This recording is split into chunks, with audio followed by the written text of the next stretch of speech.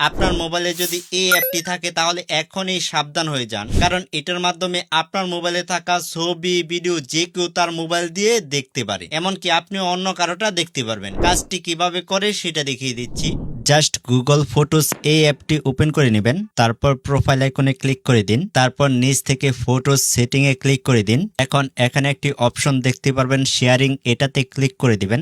এখন সবার উপরে একটি অপশন দেখতে পারবেন পার্টনার শেয়ারিং, এটাতে ক্লিক করে দিবেন। এখন আপনি এখানে টাইম সেট করতে পারবেন, আর কি কি সে দেখতে পারবে সেটাও সেট করতে পারবেন। তারপর এখানে ক্লিক করে এখানে একটি ইমেল দিয়ে দিবেন, যেটা অন্য আরেকটি গুগল ফটোস অ্যাপে লগ ইন করা আছে। তারপর কনফার্মে ক্লিক করে দিবেন। এখন ওই ফোনে একটি ইনভিটেশন যাবে, এটা অ্যাকসেপ্ট করতেই ওই ফোন থেকে এই ফোনের সকল ফটো ভিডিও সবকিছু দেখতে পারবে। আপনার ফোনে যেই ফটোই তোলে না কেন সেই ফটো সাথে সাথে সে দেখতে পারবে। আর আপনার সাথেও যদি এমনটা কেউ করে থাকে তাহলে সেটা কিভাবে অফ করবেন সেটা দেখিয়ে দিচ্ছি।